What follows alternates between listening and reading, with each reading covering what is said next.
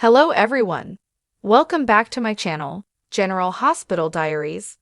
I hope everyone is having a wonderful day. Before starting the video, please subscribe and keep watching for more detailed videos. Today on General Hospital, Joss returns home, Christina convinces Lucky not to turn her in, and Lucy recruits talent for the nurses' ball. Jack bursts into Anna's office with an urgent warning. Ada Turner has requested every file the WSB has on her. Jack admits he only sent the bare minimum, and Anna thanks him for the heads up. He cautions her that Turner digging into her background is concerning, and that if Turner wanted her out as commissioner, she could make that happen. Anna, skeptical, asks why he even cares. Jack replies that while she may be a challenge, she's a familiar one, and he's not looking to adjust to someone new in her role. Later, Ada Turner arrives, assuming Anna has summoned her about Emma. Anna sets the record straight. She called because Turner requested classified files on her. Anna asks what exactly the issue is. Turner accuses Anna of covering for her friends, bringing up Jason Morgan in connection to Cyrus' murder. Anna demands to know what Morgan has to do with any of this. Turner insists the evidence pointed at him, yet he's walking free. Anna maintains there was never solid proof and no body to confirm a murder. Turner fires back, listing others in Anna's orbit, Sunny, Duke, Valenti, and comments on her unusual company. Now that DA Scorpio is on leave, Turner says she has freedom to investigate Anna's connections. She avoided it before out of respect for Robert, knowing their personal history. Anna pushes back, saying she follows protocol. Turner warns that she won't turn a blind eye like Anna allegedly does. At Trina's place, Lucy checks in to see if Trina will perform with Kai at the nurses' ball or maybe reunite on stage with Joss. Kai declines at first, and Trina admits she's not sure she's ready to perform. Lucy reminds her of how much the crowd always loves her, but Trina says things have changed. Lucy then shifts her focus to Kai, who eventually agrees to take the stage. Lucy lets Trina know the door is open if she changes her mind. Once alone, Trina asks Kai why he changed his mind. He says it was because of her. Lucy clearly values her talent, and she wasn't leaving without one of them agreeing. Trina confesses she misses performing. It's unlike anything else. Kai compares it to his passion for football and encourages her to do what she loves. Inspired, Trina agrees to perform with him this year. In Carly's kitchen, she lights up as Joss returns home and eagerly asks about her Easter Island trip. But Joss wants to talk first about Carly's recent brush with danger. Carly recounts the poisoned champagne ordeal and assures her daughter she's okay. Joss then asks if Carly is romantically involved with Brennan. Carly deflects, saying it's private but admits they've grown closer. Carly changes the subject back to Easter Island and Joss shares photos, none with her in them.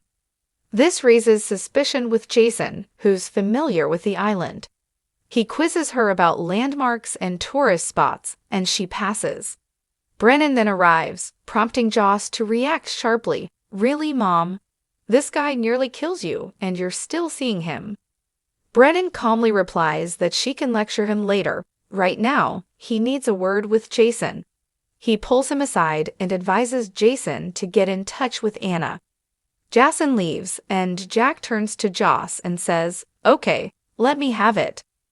Joss lays into him, making him swear to protect her mother. Jack gives his word. She says she needs to go see Trina and finally get a good night's sleep in her own bed. Carly tells her Donna picked out a gift and hurries off to get it. Alone with Jack, Joss says, "Who says that was a performance?" after he jokingly commends her acting. Carly returns and gives Joss Donna's present. Joss leaves, and Jack tells Carly, "It's official, your entire family hates me." Carly thinks they'll come around, and says they just need to keep their personal and professional lives separate. She adds that the less the WSB is involved in her life, the better. Joss returns home, and Trina is thrilled to have her roommate back. They share a warm embrace. Jason meets with Anna in the park. She brings him up to speed about Ada Turner targeting her and shares her fears that something could come to light that might jeopardize her career. Jason doesn't want her to risk her position over protecting him, so if she has anything on him, he tells her to bring him in and build a case. Anna reassures him it won't come to that. They agree to keep working together, but moving forward, they can't meet in public. He suggests they use his place at Bobby's instead. They agree their friendship remains intact, but private. At the hospital, Lucas checks in on Elizabeth. Eva also stops by to check on Liz and asks questions about the accident. Is fuzzy, and all she remembers is the car swerving. She insists it was a freak accident. Suspicious, Liz asks why Ava is digging into the details. Eva claims she's simply concerned about both her and Rick, and encourages Liz to share anything she might recall later. After Ava leaves, Lucas asks what that was about.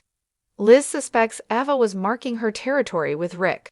She admits Rick has a good side, and if he leaned into it more, she might even say she could like him. Still, she acknowledges she sometimes operates in morally gray areas and isn't much better than Rick.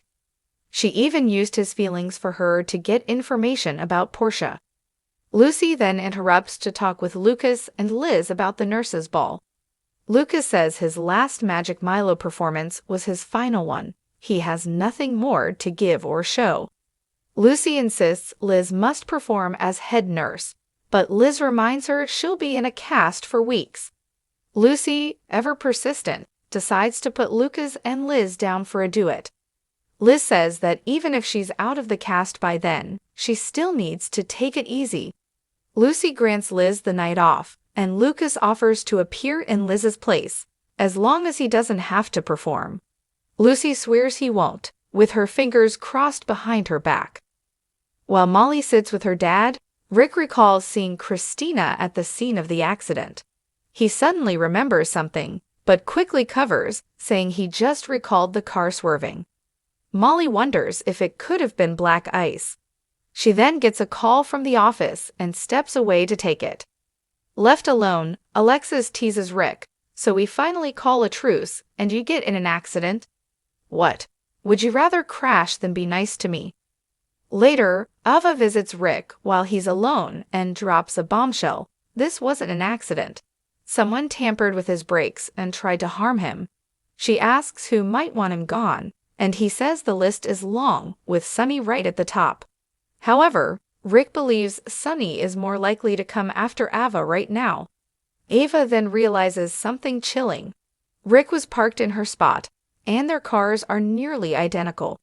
She starts to believe she may have been the intended target. Rick is shocked at the idea. Ava doubts Sunny would ever take such a reckless chance, especially with the possibility that Donna could have been in the car. But she points out they know someone who might be that careless. She remembers Christina's threats before the accident, how it mirrored their confrontation at the Metro Court.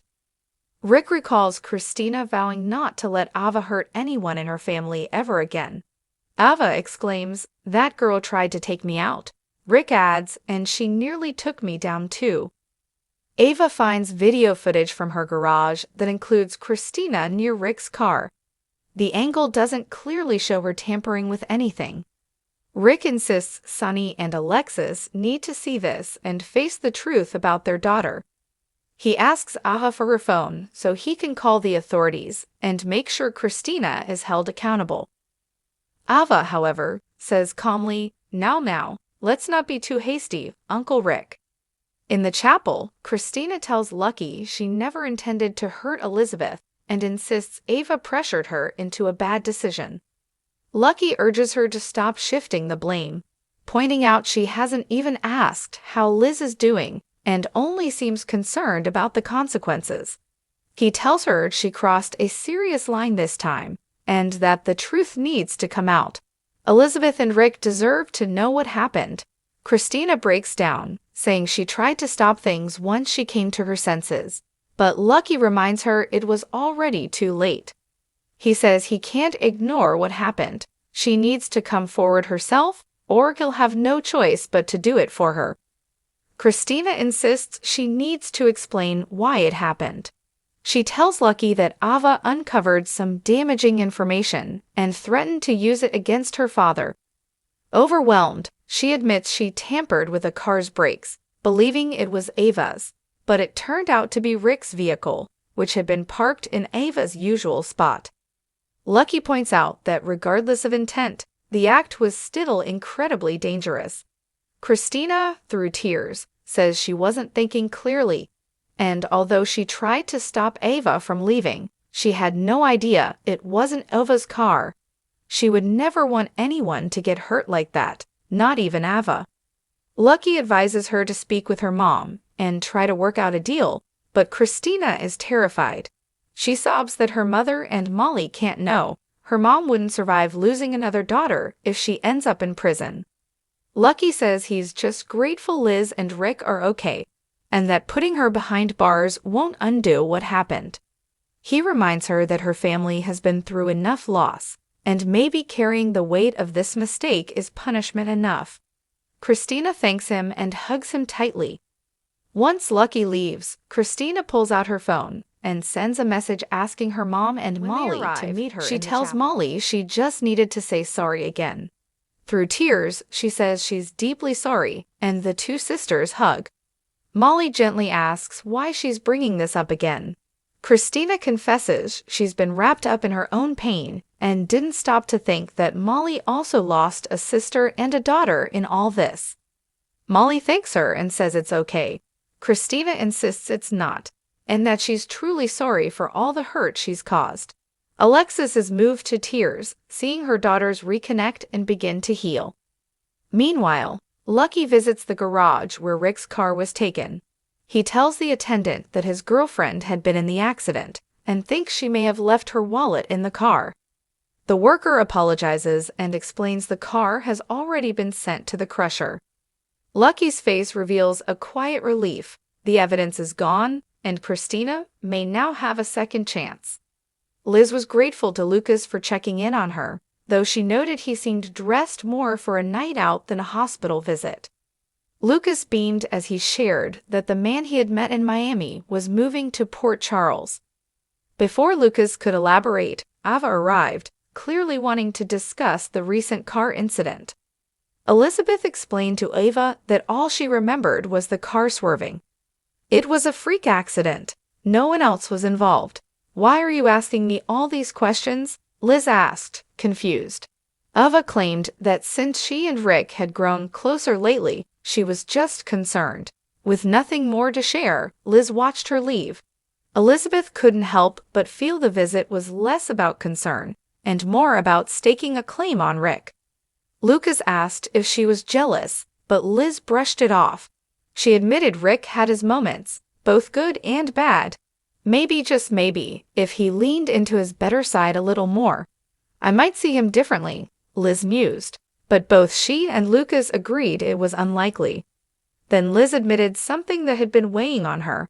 I'm not so different from Rick. I used his feelings to get information about what was going on between Portia and Brad, and he was starting to put it all together right before the accident happened, she confessed.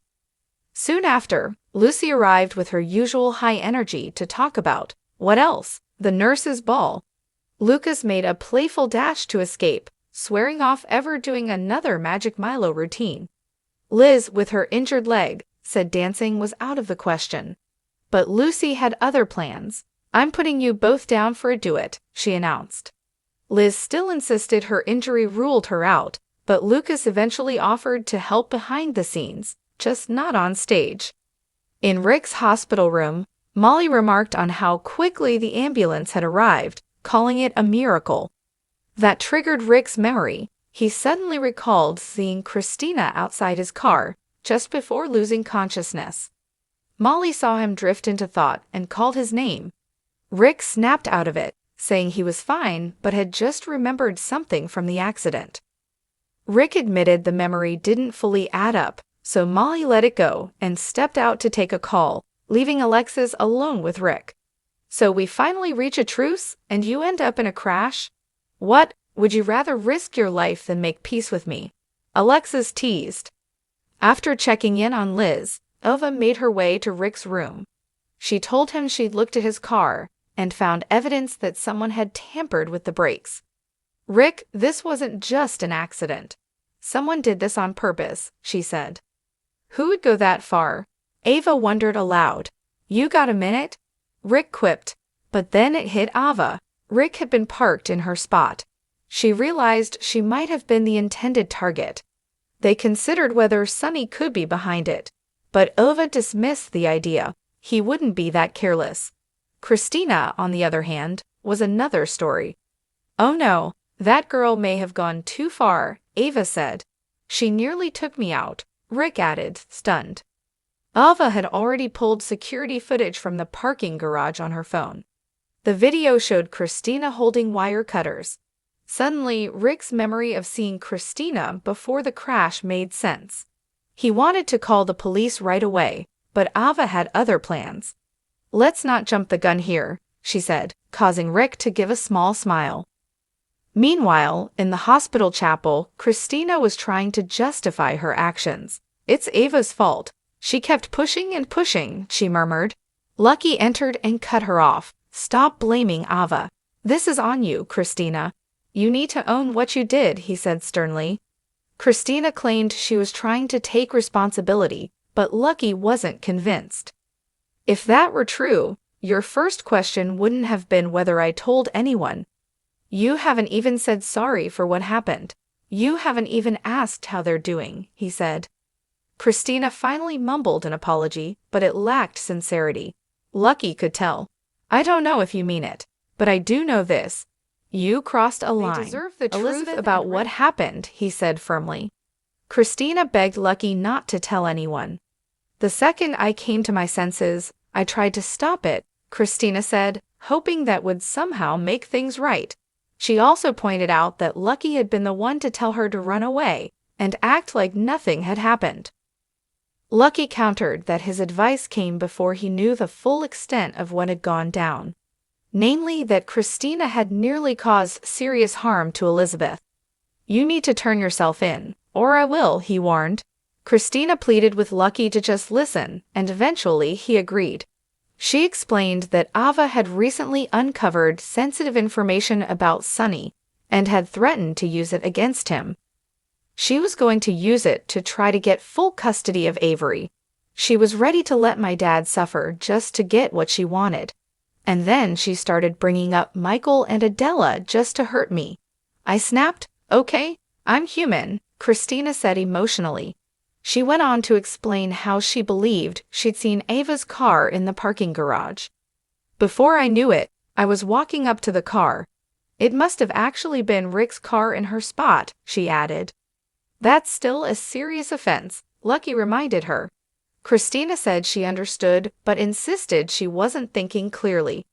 The moment I realized what I'd done, I rushed to replace. You saw me, Lucky, she said.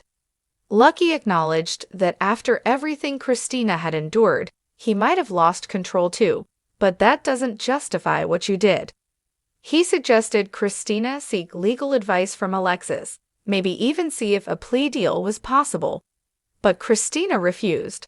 I can't take that risk. What if she tells Molly? They can never find out about this, Christina said, panic rising in her voice. She couldn't let her actions destroy the fragile peace she'd rebuilt with her sister. Christina also brought up Sam. My mom already lost Sam. If I end up behind bars, she's going to lose another daughter. I'm telling you, she couldn't survive that, Christina said through tears. Lucky struggled but ultimately made a decision. Thank God Elizabeth and Rick are safe. I just don't see how putting you in prison helps anyone, he said, clearly conflicted. Christina let out a breath of relief. As soon as Lucky walked out, she sent a message to Molly and Alexis, asking them to meet her in the chapel. When Molly and Alexis arrived, Christina turned to Molly with an apology before collapsing into her sister's arms in tears. I've been so wrapped up in my own grief that I didn't stop to think about what you lost. Your daughter, your sister. I didn't see it. That was selfish of me, and I'm so sorry. It's not okay, Christina said. Alexis was quietly relieved to see her daughters finally reconnecting on such a deep level. Meanwhile, Anna wasn't thrilled when Jack burst into her office without warning.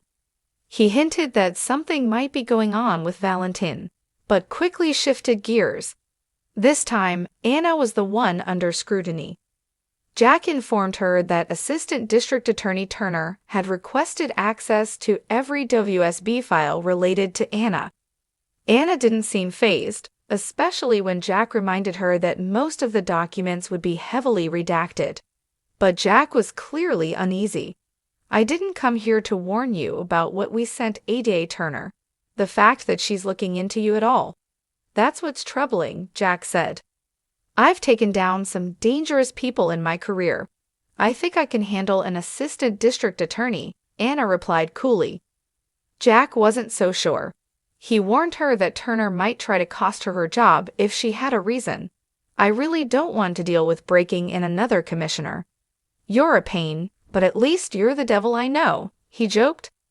After Jack left, Anna summoned Turner to her office. Turner thought it was about Emma, but Anna corrected her. It's about me. Why did you request my WSB files? She asked.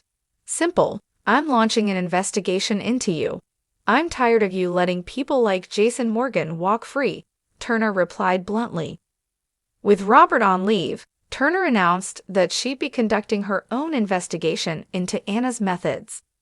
Anna defended her actions, insisting everything she did was within legal bounds. Let's hope so, because I don't turn a blind eye, Turner shot back. Turner brought up the incident in February, when Jason was accused of taking out Cyrus but was later cleared. She also cited Sonny, Duke, and Valentin. Commissioner, you have a pattern of associating with questionable individuals, Turner said. Anna stood her ground. She told Turner that her personal connections didn't impact her job performance. Elsewhere, Lucy plopped down on Trina's couch and asked if she'd be interested in performing at the nurses' ball, either alongside Kai or in a duet with Jocelyn like before. Kai quickly declined, saying he tried to opt out, but Lucy wouldn't take no for an answer. You, Ms. Robinson, are always a crowd favorite, Lucy said with a smile. To Lucy's surprise, that was all it took for Kai to change his mind and agree to perform in a number, thrilling Lucy to no end. After she left, Kai admitted it was because of Trina and the way Lucy had spoken about her past performances. Carly lit up when Jocelyn walked into her kitchen. Mother and daughter shared a warm, heartfelt embrace. Carly was eager to hear all about Easter Island, but Jocelyn had another topic in mind. We're going to talk about how you almost died first, she said as Jason exchanged a knowing glance. Carly recounted the incident matter-of-factly. You know how I love champagne, so I had a glass, and then I started feeling sick. Jack rushed me to the hospital. He feels awful about the whole thing, she said, trying to downplay it. Jocelyn, however, couldn't move past the detail that Carly had been in Jack's hotel room, sipping champagne, while he was in the shower. Are you and Brennan involved? She asked. Carly firmly told her daughter that her personal life wasn't open for discussion. Eventually, Carly shifted the focus back to Jocelyn's supposed trip. Jost showed her some photos, but Carly pointed out she wasn't in any of them. Jason asked if she'd hiked a particular spot. Jocelyn was surprised. He'd been to Easter Island. Jason explained he had visited during his recent time away from Port Charles. He asked her what she thought of certain places on the island. Jocelyn kept her cool, insisting she loved it. Luckily for her, Jack walked in and Jason dropped the subject. Seriously, Mom?